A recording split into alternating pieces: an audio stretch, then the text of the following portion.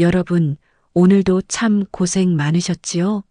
가족들 챙기느라, 자식 걱정하느라 정작 내 마음 한구석이 시린 줄도 모르고 바쁘게 달려오신 당신께 오늘 67세 박 여사님의 이야기를 들려드리려 합니다. 박 여사님의 평생은 희생이라는 두 글자 그 자체였습니다.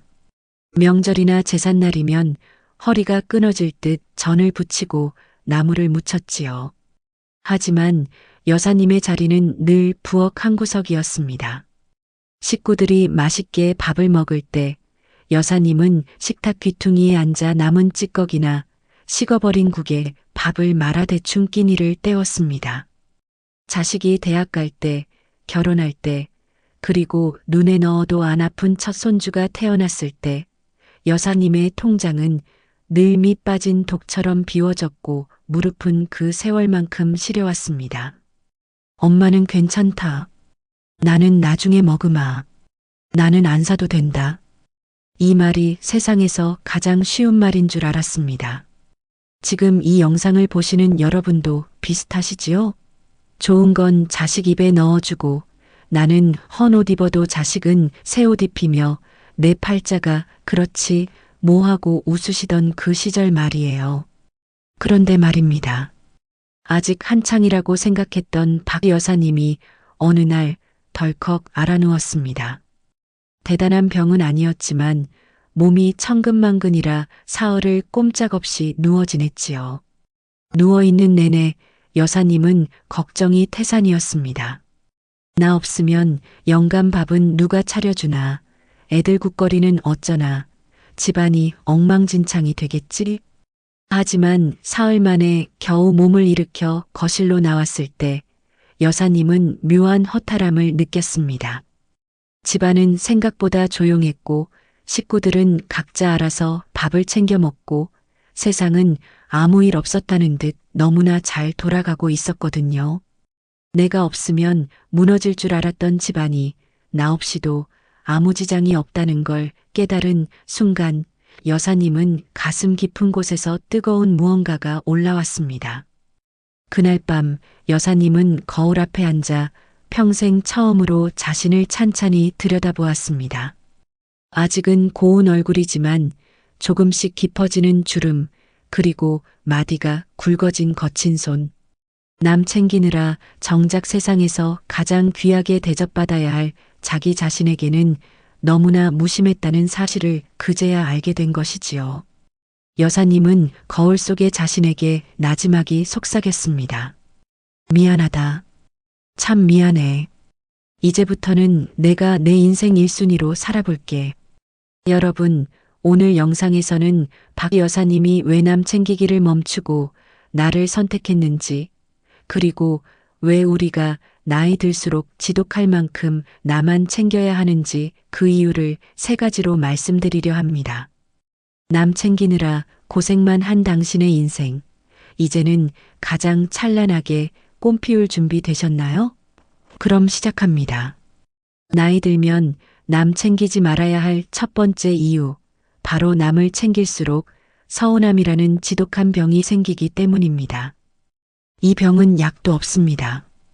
오로지 내 마음을 갉아먹고 자식이나 주변 사람과의 관계까지 망가뜨리는 아주 무서운 병이지요. 67세 박 여사님에게도 그런 시절이 있었습니다. 불과 얼마 전 첫 손주가 태어났을 때였지요. 여사님은 사돈댁 눈치 보랴, 맞벌이하는 며느리 몸조리 걱정하랴, 정작 본인 몸 축나는 줄도 모르고 매일같이 반찬을 해다 날랐습니다. 여름날이면 뜨거운 불 앞에서 땀을 비오듯 흘리며 미역국을 끓였습니다. 젊은 애들이 좋아할 만한 밑반찬들을 5-6가지씩 준비해서 꾹꾹 눌러 담았지요. 무거운 반찬 가방을 양손에 들고 지하철역을 오르내리며 며느리 집으로 향했습니다. 무릎은 시큰거리고 어깨는 빠질 듯 결려도 이거 먹고 우리 새끼가 기운 차리면 그만이다, 그 생각 하나로 버텼습니다. 도착해서도 쉬지 않았습니다.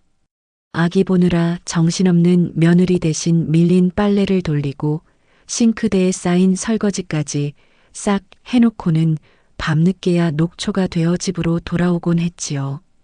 그런데 어느 날이었습니다. 여느 때처럼 정성껏 준비한 반찬을 들고 찾아간 여사님에게 며느리가 조심스럽게 하지만 아주 차가운 한마디를 던졌습니다. 어머님, 매번 감사하긴 한데요. 저희도 저희만의 식성이 있어서요.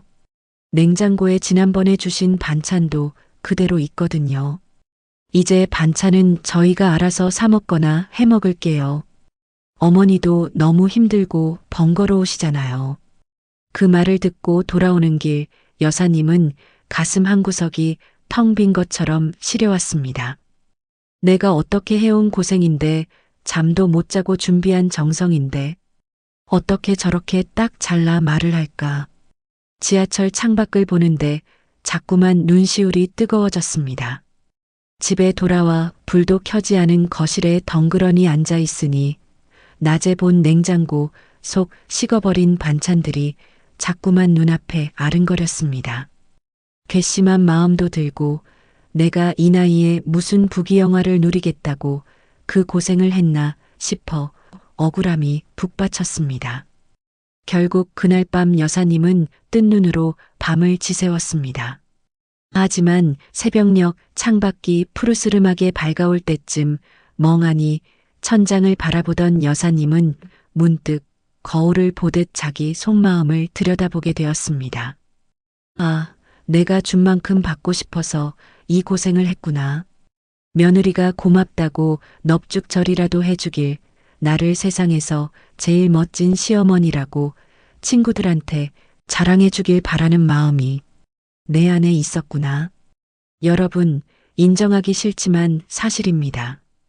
우리가 남을 챙기는 그 지극한 정성 뒤에는 나도 모르는 사이에 반드시 기대감이 찰거머리처럼 따라붙습니다. 내가 이만큼 해줬으니 너도 이만큼은 해야지. 내가 이렇게까지 하는데 설마 나를 모른 척 하겠어? 하는 마음 말입니다. 그런데 인생이 어디 우리 마음 같던가요? 자식은 자식 인생이 있고 남은 남의 사정이 있습니다. 내가 준 정성만큼 상대가 반응해주지 않으면 그때부터 서운함이라는 병이 시작됩니다. 키워줘 봐야 소용없다. 사람 믿어봐야 다 헛것이다라 같은 모진 말들이 입 밖으로 튀어나오고 결국 소중했던 관계마저 비극으로 끝나버리기도 합니다. 하지만 여러분 꼭 기억하세요. 나를 챙기는 정성은 절대 나를 배신하지 않습니다. 내가 나를 위해 산 예쁜 옷, 내가 나를 위해 정성껏 차려낸 소박한 1인용 밥상은 그 누구의 감사 인사도 필요 없습니다. 내가 나에게 준 선물은 서운함이 아니라 오직 충만함으로 돌아오거든요. 내가 맛있게 먹으면 그만이고 내가 기분 좋으면 그걸로 끝입니다. 뒤끝이 없으니 마음이 시릴 일도 없지요. 이제 남 좋은 일 시키느라 마음 졸이지 마세요. 내 귀한 에너지를 남에게 다 쏟아붓고 그 사람의 말 한마디에 내 행복을 맡기는 것만큼 위험하고 허망한 일도 없습니다. 오늘 당장 당신이 당신 인생의 가장 귀한 손님이 되어주는 겁니다. 남 챙길 시간에 내 무릎 한 번 더 만져주고 남 안부 물을 시간에 거울 속 나에게 오늘 참 고운 박여사 고생했어 한마디 해주세요. 그게 나이 들어 가장 지혜롭게 내 존엄을 지키는 단 하나의 길입니다. 나이 들면 남보다 나를 더 챙겨야 하는 두 번째 이유, 바로 내가 행복해야 자식에게 짐이 되지 않기 때문입니다.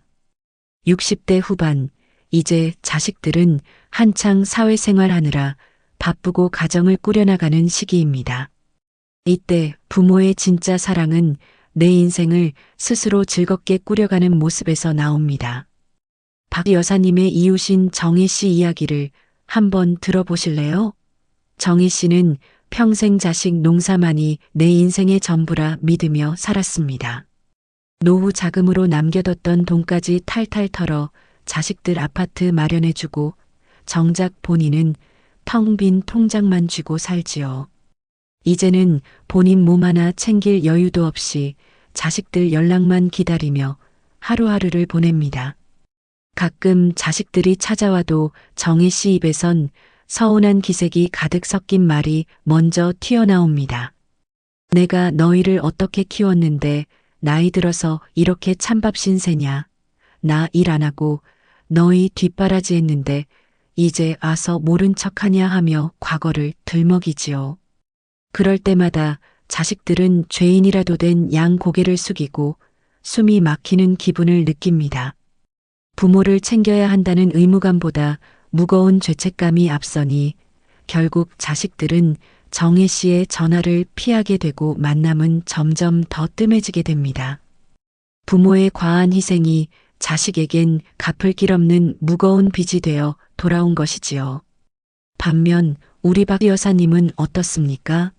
여사님도 처음엔 자식들 집 반찬 해다 주느라 바빴지만 이제는 그 정성을 자신에게 돌리기로 했습니다. 자식 주려던 용돈을 아껴 평소 꼭 배우고 싶었던 꽃꽂이 교실에 등록했지요. 처음엔 이 나이에 무슨 꽃이냐 돈 아깝게 싶었지만 꽃을 만지며 향기를 맡으니 마음속에 생기가 돌기 시작했습니다. 가끔은 혼자 예쁜 카페에 가서 창가 자리에 앉아 향긋한 커피 한 잔 마시는 여유도 즐깁니다. 신기한 건 그 다음부터입니다. 여사님이 자식들에게 언제 오냐, 왜 연락 없냐 보채지 않고 스스로 즐겁게 지내니 오히려 자식들이 먼저 전화를 해옵니다. 엄마, 요즘 뭐해?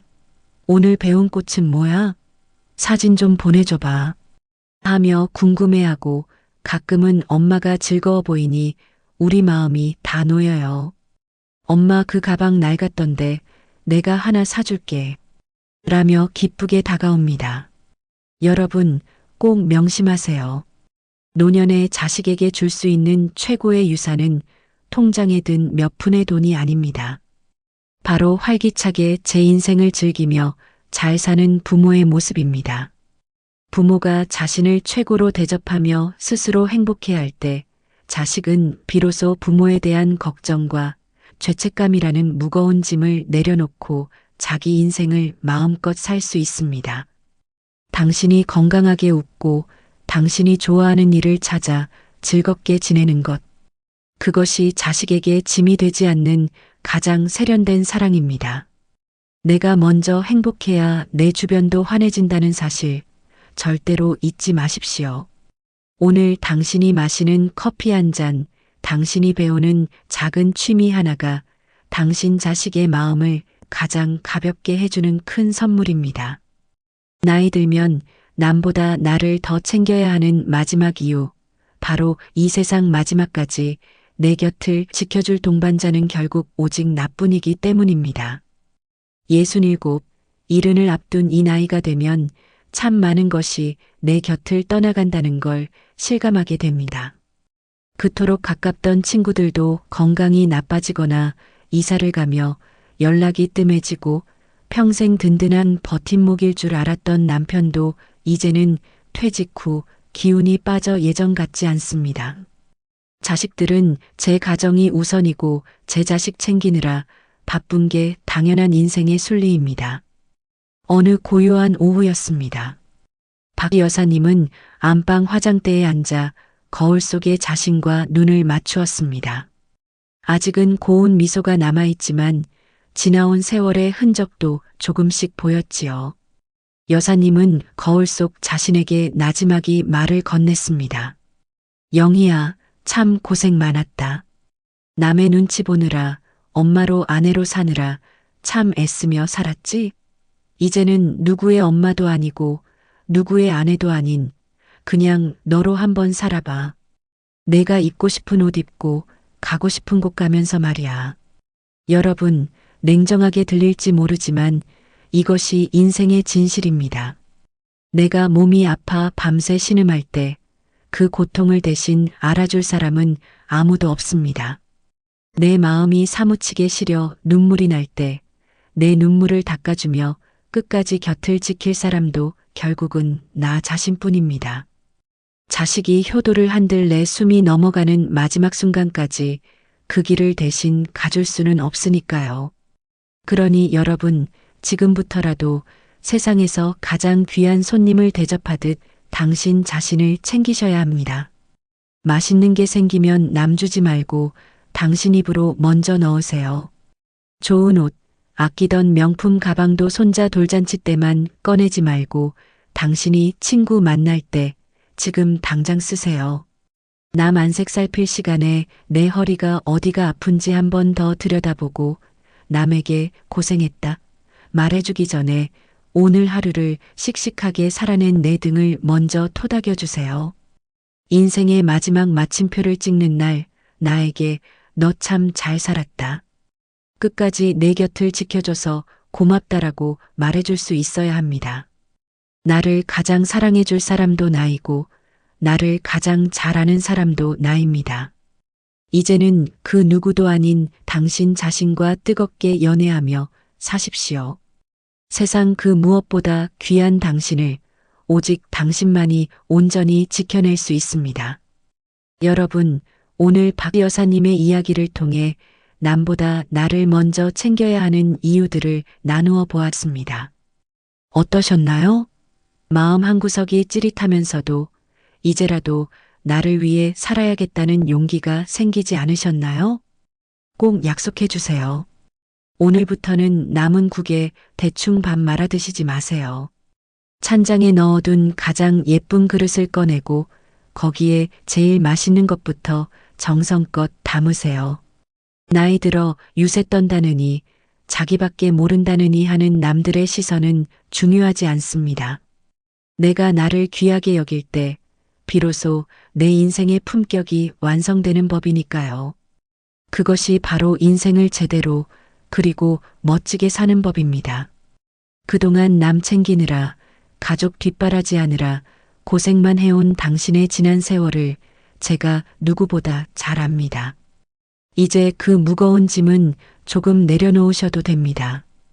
당신의 남은 인생은 누군가의 희생이 아닌 당신 자신을 1순위로 대접하는 찬란한 전성기가 되길 진심으로 바랍니다. 당신은 그럴 자격이 차고 넘치는 귀한 사람입니다. 자, 이제 여러분의 이야기를 들려주세요. 오늘 오로지 나를 위해 무엇을 하셨나요? 아니면 내일은 꼭 나를 위해 무엇을 해보고 싶으신가요?